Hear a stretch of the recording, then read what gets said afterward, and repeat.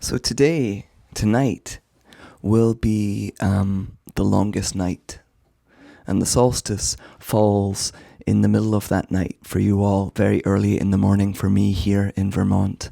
And I'm going to talk about that today. And I've got a beautiful reading for us, but one that I'm going to sing in song. I'm sure you probably came across Robert Frost's Stopping by a Wood when you were at high school.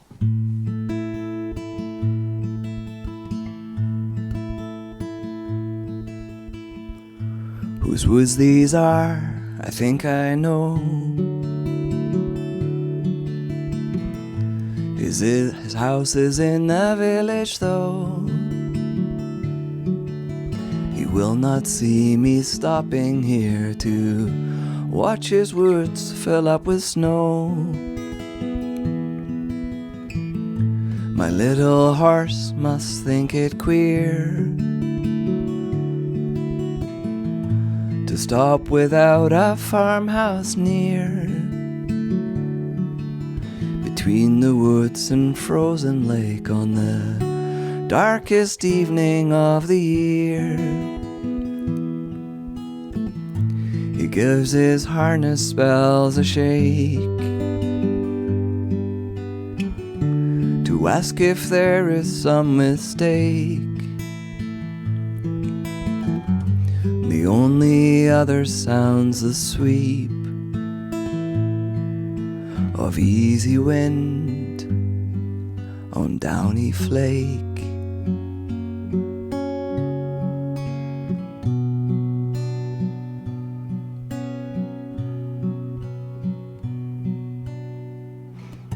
The woods are lovely, dark and deep, but I have promises to keep, and miles to go before I sleep, and miles to go before I sleep.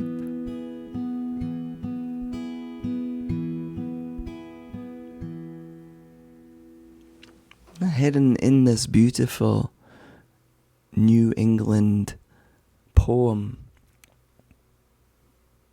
are the same chords that I play for Be Still and Know That I Am God. And I always think about that. It's in the part of the poem where I sing, the only other sound's the sweep of easy wind on downy flake.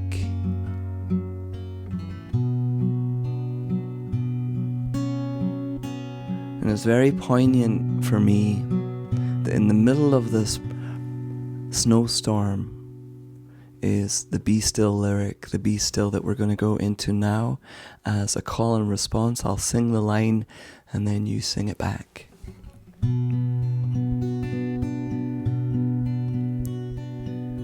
Be still and know that I am God.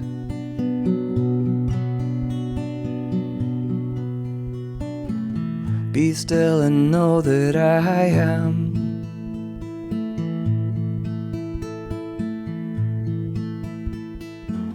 Be still and know that I.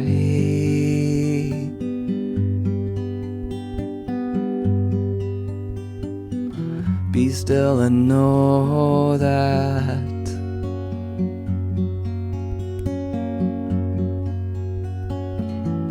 Be still and know.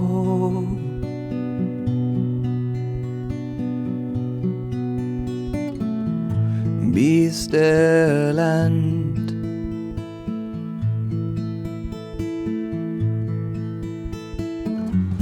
Be still.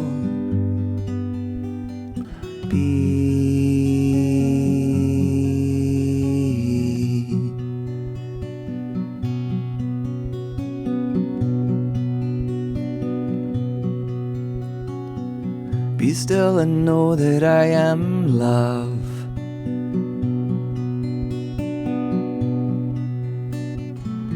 Be still and know that I am.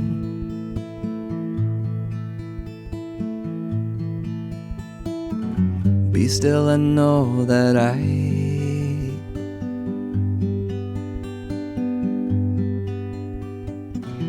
Be still and know that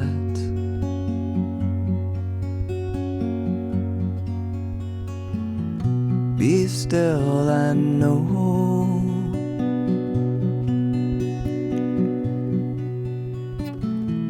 be still and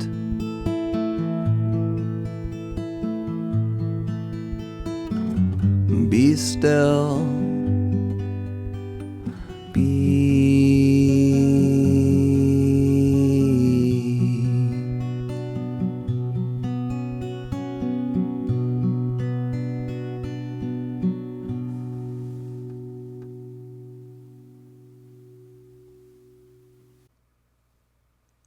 This is the King James Version of the Bible. In the beginning was the Word, and the Word was with God, and the Word was God. The same was in the beginning with God. All things were made by him, and without him was not anything made that was made. In him was life, and the life was the light of men. And the light shineth in the darkness, and the darkness comprehended it not. And because I just read the King James Version, here's a minister from Glasgow who I used to know called Leith Fisher, explaining that in down-to-earth language. In the beginning before everything, the beginning before anything, in the beginning was the word Logos. However it all began, Big Bang or whatever, however it began, there was something, some mind, someone. Something which bore the seeds and possibilities of everything and everyone that would ever be.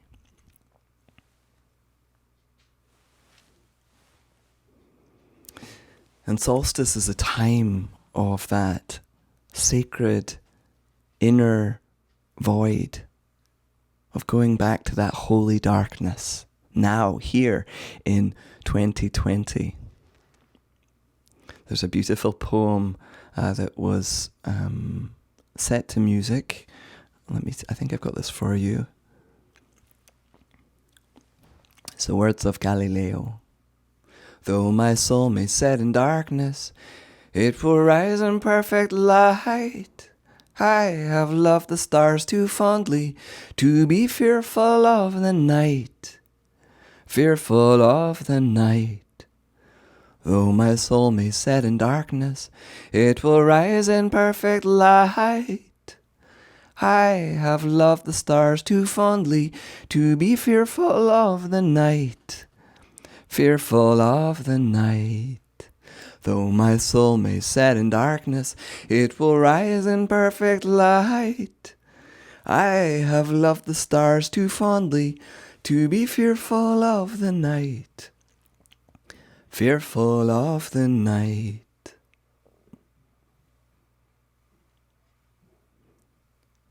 Dr. Rachel Naomi Raymond said, she's a Jewish doctor and wise woman, and she said, in the beginning there was only the holy darkness, the Ein Sof, the source of life. And then in the course of history, at a moment in time, this world of 1,000 things emerged from the heart of the holy darkness as a great ray of light. And here's from a section from one of my favorite Psalms, Psalm 139. If I say, surely the darkness will hide me, and then the light becomes night around me, even in the darkness, it will not be dark to you. The night will shine like day, for darkness is as light to you. The psalmist says to God, for darkness is as light to you. But the thing is, we're humans, and the darkness is very real to us. We don't perceive it as radiant light. We perceive it as darkness. It's fearful for us, but we're meant to perceive it as darkness. We're creatures of the shadows. We hold both light and darkness in our sights, in our heart, in this world. And solstice is about holding both of those, especially the dark, which is all around us. I got a quote from Wendell Berry here for us that I found very helpful.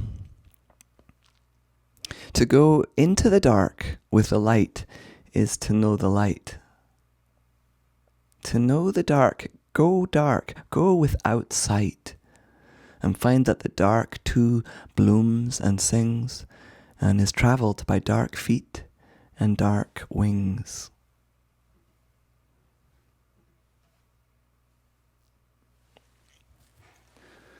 So this time, this day of solstice, today and tomorrow, that fleeting moment is the point that we are furthest away from the sun. It's our longest night. Now, it's important that we remember solstice is not about light defeating dark. Yes, it's about holding the promise of the returning sun, for sure. It's the gift of Creator that we're not left in perpetual winter, and that even though the months will get colder, the light is beginning to return and coming invisibly closer to us. And then one day mysteriously, we'll walk into the spring. A solstice, I think, has something really important to teach Christianity and Advent, the time of waiting. The church decided when all the holy days would be. Perhaps not Easter because of Passover, but a lot of speculation is that the church just decided to put the birth in the pagan time of solstice. Why? Well, let's explore that.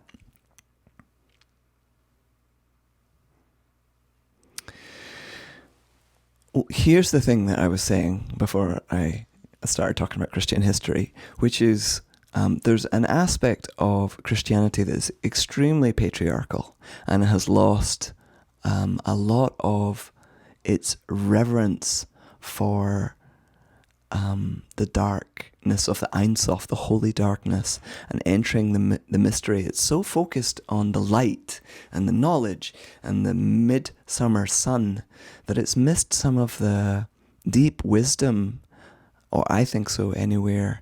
There's not all that many teachings about the nighttime and the grief, the things that we don't know, the limits of our understanding. The Christian mystics talk about this, but mainstream Christianity tends to focus very much on the light. And our spiritual life is full of stumbling around in the dark.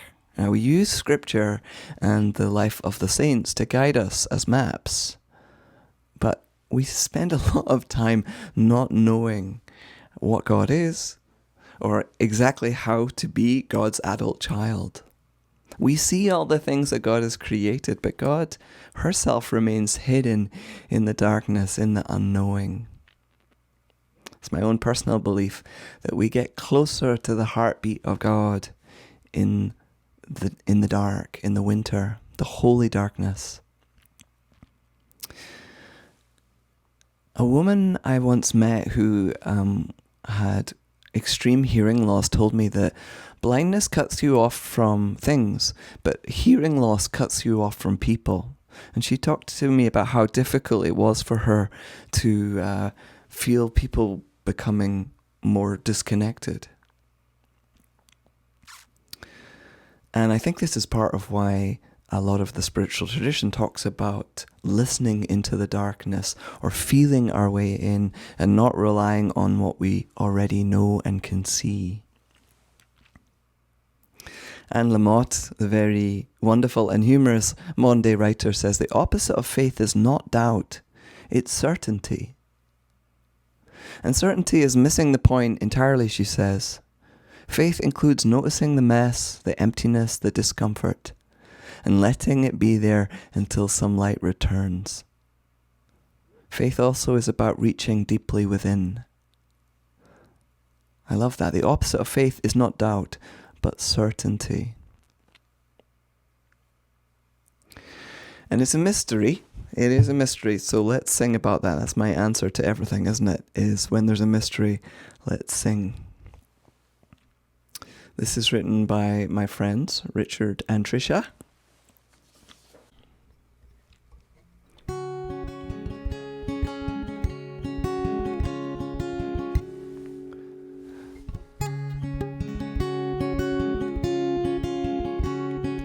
Into the dark womb of night, we rest, we breathe, we watch. The mystery draws us inward as we wait for the light to return. Into the winter of earth, the seeds have fallen away. The roots in the ground reclaim their life, retreating to rest in the soil. Into the dark womb of night, we rest, we breathe, we watch. The mystery draws us inward as we wait for the light to return. Into the winter of earth, the seeds have fallen away. The roots in the ground reclaim their life, retreating to rest in the soil. Into the dark womb of night, we rest, we breathe, we watch. We rest, we breathe, we watch. We rest, we breathe, we watch.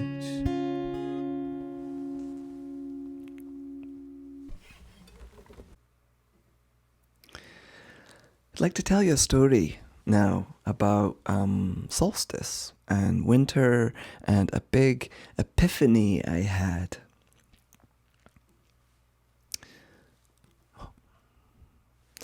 So back in 2009, so 11 years ago, I had my first New England winter. I'd come over from Scotland to apprentice with a boat building minister in Maine. And here we are in Maine, and it's beginning to get colder and colder. And one of the things that we did was boarded up the house and got it ready for winter and made sure that all the pipes and everything were covered. And I remember we cut down cedar boughs and we placed them all around the house, especially over where there were windows in the basement. And everything started to get colder and to freeze. And friends of mine were driving their car and they hit ice and they crashed into a snowplow. And I remember thinking, oh, this is going to be awful. And everybody told me that I needed to learn how to cope with the New England winter. So in Scotland, the climate is much more like the Pacific Northwest. It's very windy and wet, and it freezes, but it very rarely drops as cold as it did in Maine. So the reason I was in Maine was because I was having a dark night of my soul. I was struggling. I'd left the Abbey a year before, and much of who I was had fallen and crumbled away. My marriage, my home, my job, my income, all the things that we construct around ourselves as humans. It'd been a very painful and difficult year for me. But throughout that time, my faith was shone out like a beacon. God was with me. I heard her everywhere in my thoughts, my ideas, and I managed to get through that hard time. And then I started again in Maine. So this is where the story picks up. And I started to feel better. I started to learn carpentry and to be of service again. I started a new relationship with Lyndon, who I'm now married to. And as I began to feel a bit better, that beacon of light in my faith dried up. And I started wondering if I had just made it all up. What if that compassionate presence that I felt and heard all around me in my year of grief was just something that I made up to cope? And I ended up having a very difficult doubting, painful experience right here as winter set in all around me. My big spiritual question was, what if all the things that went wrong in my life held no purpose, what if there was no promise of renewal, resurrection?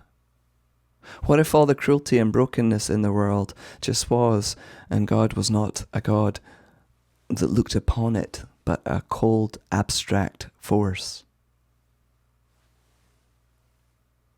But then, a snowstorm came.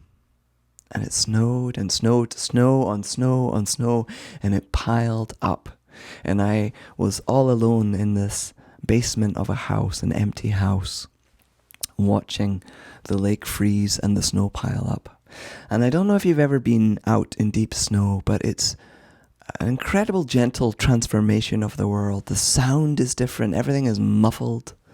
Smell is different because everything's buried under snow. Everything is transformed. Lewis Carroll wrote this: I wonder if the snow loves the trees and fields that it kisses them so gently, and that it covers them up snug, with a white blanket. And perhaps it says, go to sleep, darlings, till the summer comes again. And I remember sitting there in this basement, watching the snow, and a little squirrel came out of a hole in the tree in front of me. And I'd been watching this squirrel for months, very busy in the autumn. But all of a sudden, I saw this squirrel come out of the tree in a completely different way. And what I witnessed, or what I felt in my heart, was God's loving presence right there in the world. The protection of snow. That when it is harsh enough, Mother Nature creates this blanket to protect life until the spring comes again. Those words of Lewis Carroll really rang true for me. But it was much deeper than just seeing a squirrel that was going to make it through until the spring. It was also about myself and about life, and how God is built in as a compassionate presence that is resurrection, that is healing, that is right here in the midst.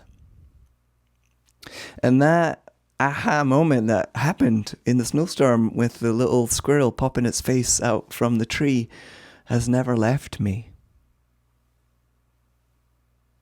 And what's more, there's something more. The story of what was wrong did leave me.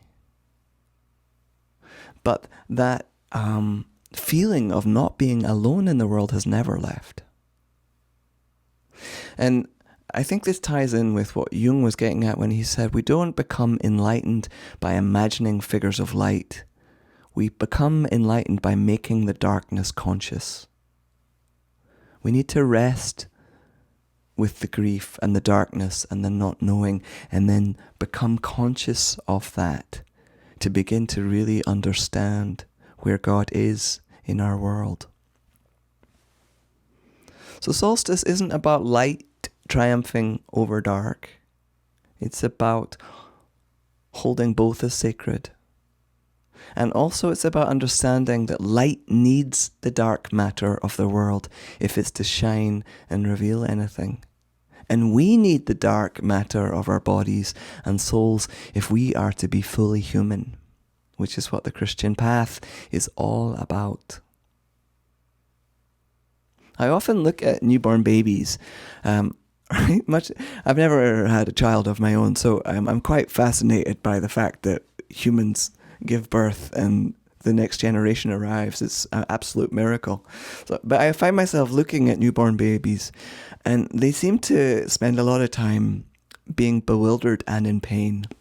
And I often wonder what it is like for light to wake up in a human body. It must be so weird and constricted.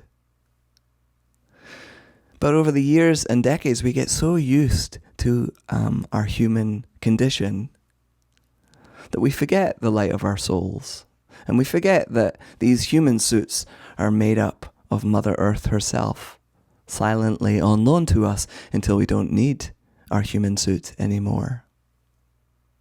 For 600 billion breaths. That's potential for a lot of prayers right there. And solstice is a fleeting moment of which, if we're lucky, we'll only get 80.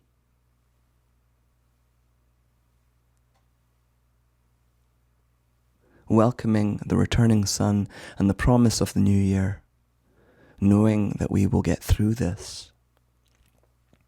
It's a moment outside of time.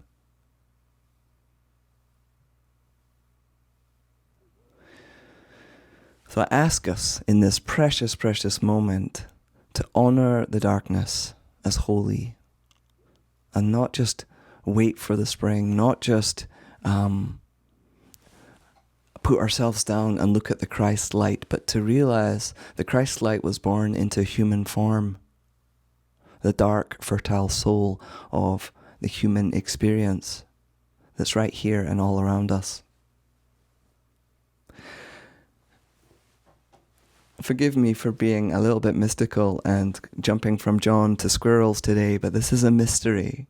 It's a mystery of our sacredness, and I find it difficult sometimes to pinpoint exactly what I'm feeling.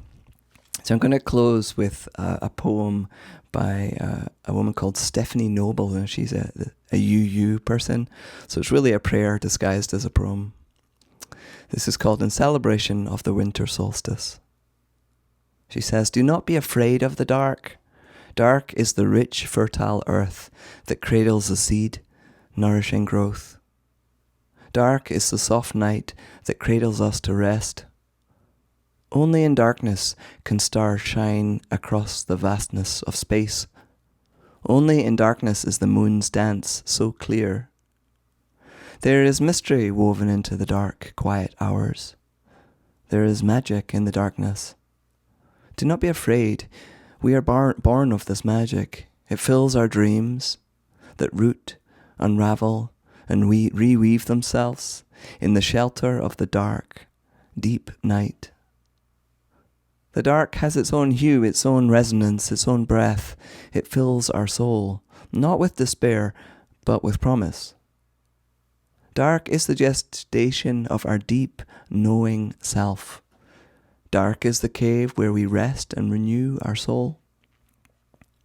We are born of the darkness, and each night we return into the deep, moist womb of our beginnings. Do not be afraid of the darkness, for it is the depth of that very darkness. In the depth of that very darkness comes the first glimmer of our own light, a pure inner light of love and knowing. As it glows and grows, the darkness recedes. As we shed our light, we shed our fear, and reveal in wonder all that is revealed. So do not rush the coming of the sun. Do not crave the lengthening of the day. Celebrate the darkness, here and now, a time of richness, a time of joy. May it be so. Amen.